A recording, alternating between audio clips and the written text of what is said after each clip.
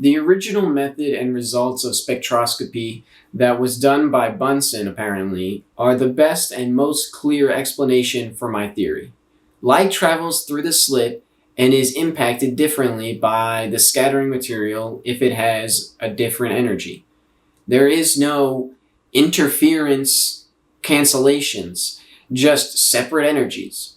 This is the same as the slit experiment, but it is easier to see as the light is different colors than when they are all the same color with, say, a laser.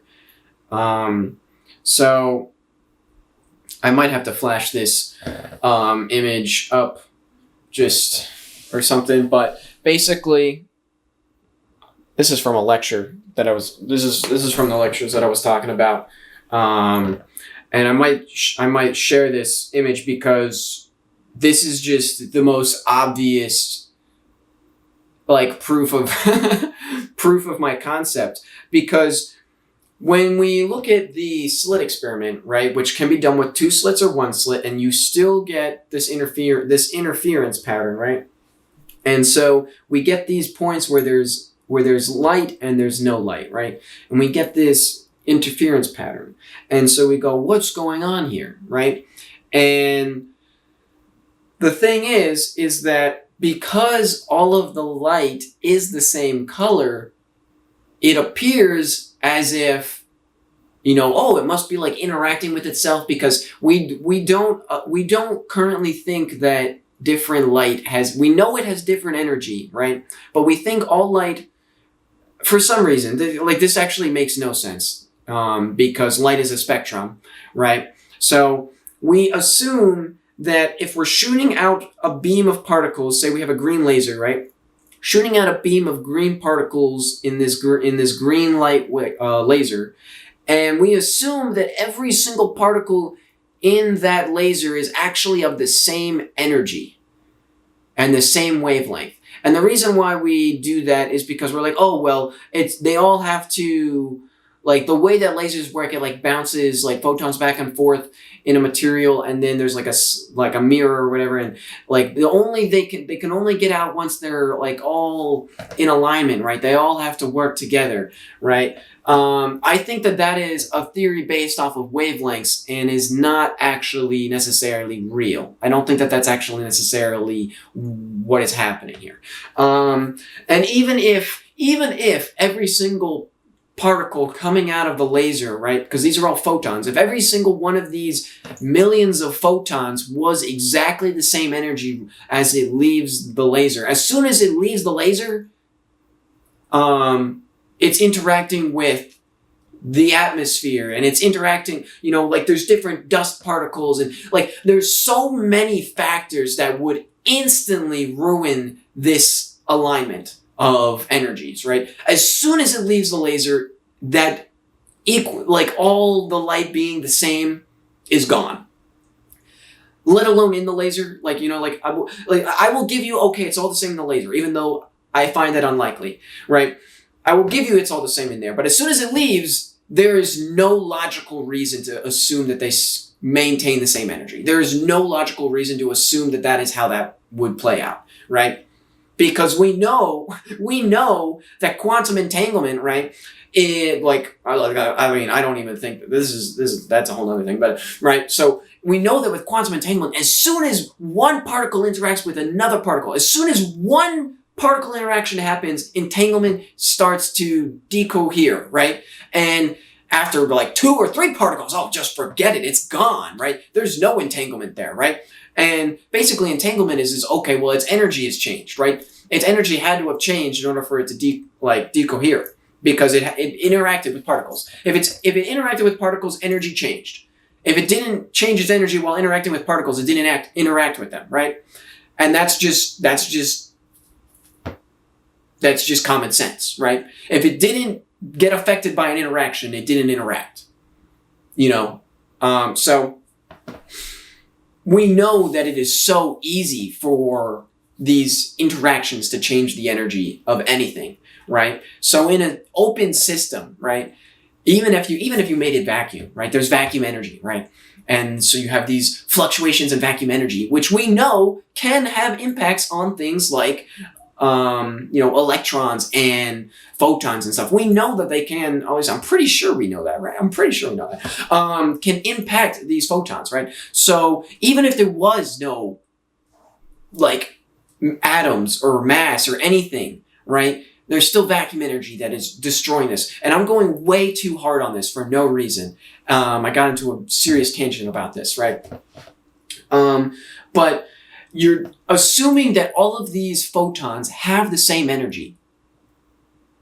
And they just don't, right? They just don't. And so when you shoot them at the beam, they interfere, but really they're just basically sorting themselves. Like, they're just sorting themselves, basically. Because gravity...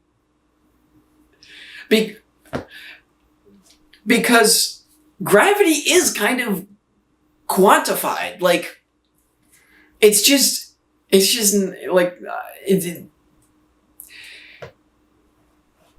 the farther away you go from something, the gravity, like the pull of gravity weakens, right? We know that to be the case. We have the inverse square law where gravity, like the strength of gravity decreases with distance. We know this to be the case, right?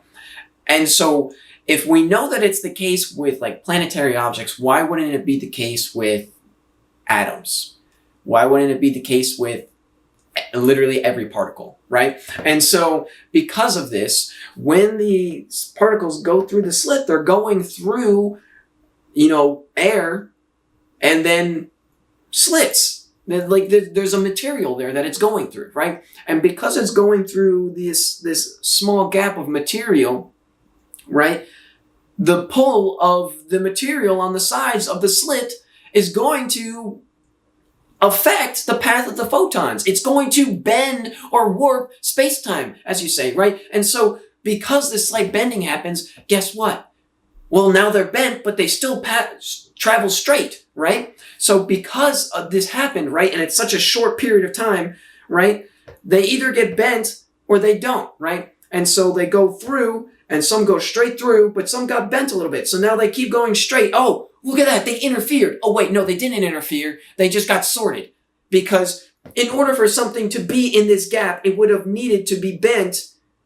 It would have either needed to be bent or not, right? If it was close enough that it didn't get affected by the bend, right, then it would have been straight, right? Like, if it didn't get affected by the bend, then it would have gone straight, right? But even if it got slightly bent, right? Oh, now it got slightly bent. Now, when you go farther and farther away, right, that distance between them gets farther and farther because they're traveling straight still. Like, they continue straight, but now one has bent a little bit and the other one didn't. So all of a sudden, you get closer in. Oh, this one bends just a little bit more. This one bends just a little bit more because gravity is stronger the closer you get to the edge of the slit. And this one bends just a little bit more. And this one bends just a little bit more. And so you end up with these boom, boom, boom, boom, boom, boom, right? And they don't need to interfere.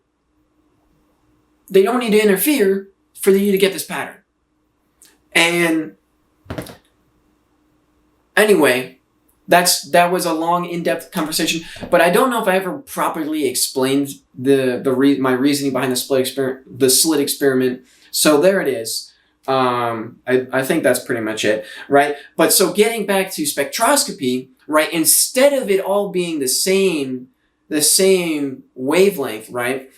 Now you have a spectrum, right? You have, okay, well, you might get like a blue, and you might get a purple and a red, and then maybe there's a green in there or a yellow, but they're distinct data points, right? So when you look at them, I go like, oh, well, there's that line, and there's that line, and there's that line, right? And that's because when they travel through the slit, they all end up, like, they go through the slit, right? But then they go into this material, and just like with a prism, all the light gets bent, into its correct points, right? This material sorts the energies, right? It goes, oh, you're a red wavelength over there. Oh, you're blue. All right, over there. Oh, purple over there, right? And then it just kind of sorts them all out, right? And it's the same thing is happening here. It's the same thing, but we don't see it as that. And I don't understand why, when we look at spectroscopy, the whole concept of spectroscopy, I don't know, I don't understand why it's not, I don't know why we didn't have a greater realization when spectroscopy was discovered. And I think the main reason is because we immediately associated the wavelengths, and by associating it to wavelengths, we kind of lost the plot. Because we were like, wow, it's spinning, and then and it goes through, and wow, and it sorts out, and look at these different energies. Wow. Okay. That's great. That's so cool. Wow. And then, I don't know, wavelengths, because it's wavelengths of light. And I just feel like we really we muddied the waters, and the insight to be had from this invention and this observation and this practice was just lost. It got lost. And I feel like it's, really sad. Because, like, I just feel like we've been stuck in this certain mindset that everything has to be waves, and we've pursued it to its limit, and we go, I don't know why it just doesn't all work. It should just all work. And it doesn't work because it's wrong, and it's wrong because we made an assumption that's not real, right? We're trying to piece everything together, and we can't get gravity to fit. Why won't it fit? Because we ignored gravity.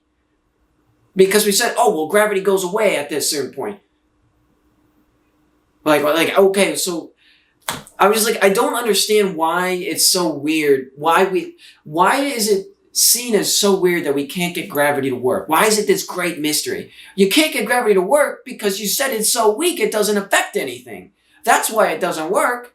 That's why it doesn't work, because that's not the reality. That's not true.